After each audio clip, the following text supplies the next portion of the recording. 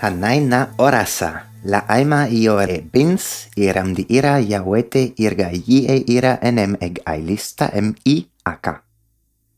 20 videos ago, we spoke about the macro structure of sentences. I actually had a good topic at the ready to follow up on that, but on second thought, it seems best to keep it for later and cover something else first. You know that AILI's root words don't adhere to the categories of word classes like we know them in English and other languages. Any single AILIS root word or compound word could be seen as a noun, an adjective, a verb, possibly a preposition, and so on. This way, li, for example, could mean start, initial, to begin, from, etc. But just because AILIS root words aren't categorized into word types like in Indo-European languages, that doesn't mean that they're not classified at all. But because AILIS differs in so many aspects from what we know in English, I've had to come up with a proper word type classification that's probably applicable only to AILIS. This native classification gives birth to what are called the root word classes of AILIS, and that's what I'd like to talk about today. A fair warning that this video will be technical and purely about theoretical grammar, so if that's not your cup of tea, I won't hold it against you if you decide not to keep watching. It's not fundamental info to understand how AILIS works either. But for those of you who like to put things neatly in boxes and appreciate structure and classifications, strap in because we're going to Disneyland. AILIS distinguishes a total of 6 root word classes. Every single root word belongs to one and exactly one class. Each class, and therefore each root word, has specific properties that, as of the next video, you'll be aware of and can keep in mind. But before we dive into the details, let's look at the classes as a whole.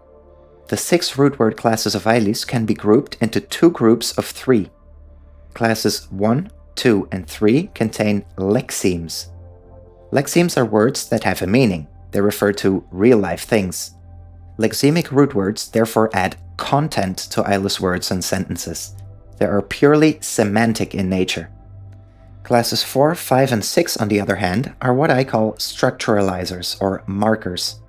Root words belonging to any of these 3 classes are not so much semantical as they are grammatical.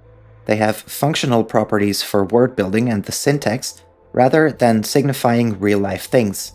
The only semantics they can add to the sentence is indirect in nature. We'll get to that in a bit. A second observation we could make is that root word classes 1 and 2 are open classes, whereas the others are closed. This means that if there's any new addition to the root word inventory in the future, which is likely as the AILIS project is still a work in progress, then the root words that get added will most likely belong to either class 1 or 2. Any additions to any other class will mean a fundamental change of AILIS's grammar, which is very unlikely. But that's just a side note. Keeping in mind the distinction between lexemes and structuralizers will be more helpful for the remainder of this video. So let's look at the details of each class. Let's go over the lexemes first, and why not start with the first class? That would make sense. The first class is the class of replete lexemes. This class contains by far the most root words, like for example, fi, ma, re, tai, lu, to, is, an, eg, on, ti, geo, lis, fui, vac, and so on. At the moment of creating this video, there are 68 root words of class 1, and this is also the class that's most likely to expand in the future. The reason why the root words in this class are called replete is because they can be used independently, and more importantly, they can't receive lisra or qualifier suffixes. So none of the currently 68 root words in the first class can carry the suffixes ara, aira, era, ira, or ora behind them. Initial learners might be tempted to combine, for example, an with ora and go, hey, an ora means everywhere. I've actually personally witnessed several people excitedly making this derivation on their own. While I obviously applaud the way of thinking, alas, denied.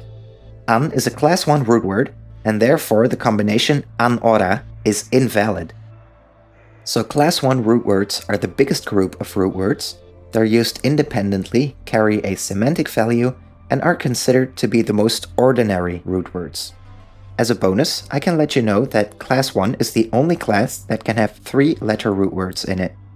So if you ever encounter a 3-letter root word in ILIS, you'll always know that it's a class 1 root word, and therefore qualifier suffixes can never bind to it. Class 2 is the class of the so-called qualifiable lexemes. It is the second biggest group with currently 24 root words in it.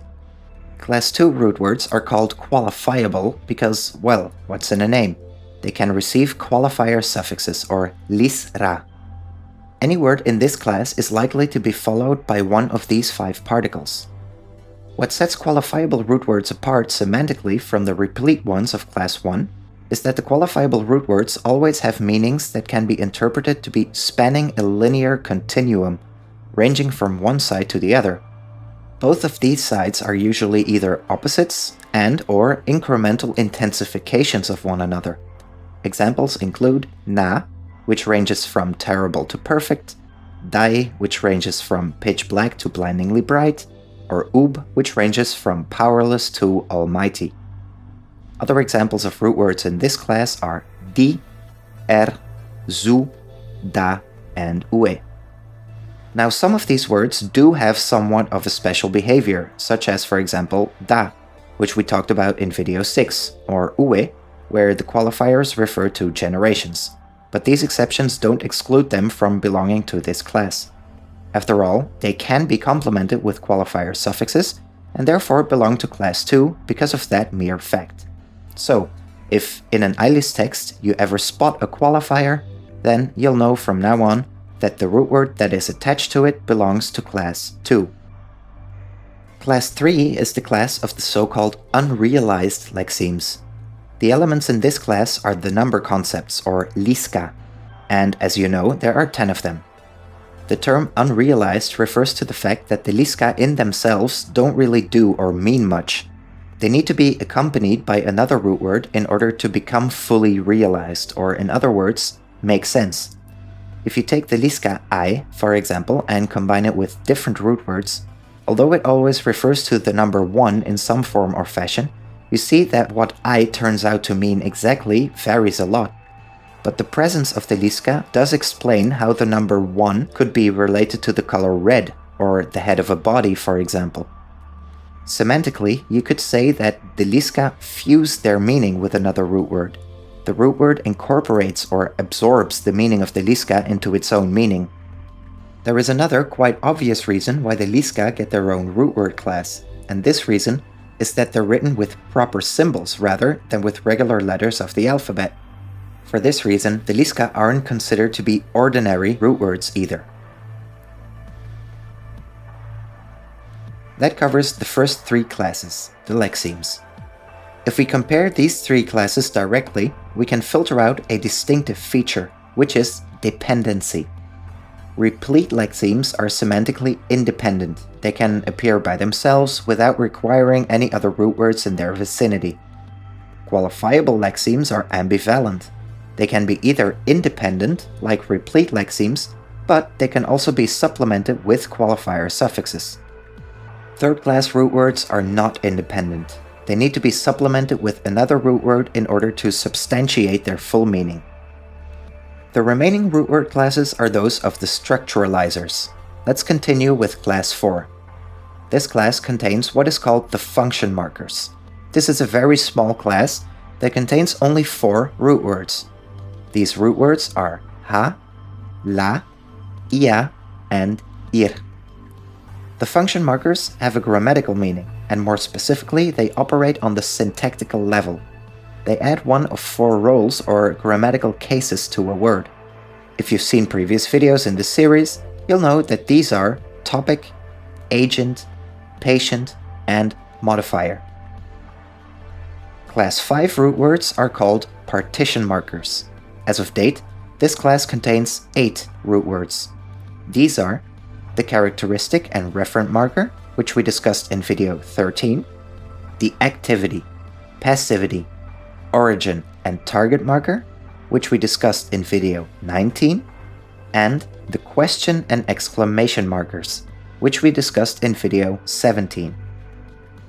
The partition markers operate on the morphological level, or the word level. What they do is split a compound word into partitions as well as add additional meanings to these partitions. Class 6, finally, is the class of the free markers. This is the smallest class, having only 2 elements consisting of 3 root words. These are the separator marker, ta, on one hand, and the opening sentence bracket, lai, as well as its closing counterpart, iai, on the other. Class 6 markers are called free because they can function on both the word and sentence level, depending on how they are used. The separator either splits a text into sentences or splits words into partitions. We discussed the separator in video 16. The sentence bracket is used to create subordinate clauses and was discussed in video 14. The distinguishing criterion of the last 3 classes is the level on which they operate. Class 4 markers add structure on the sentence level.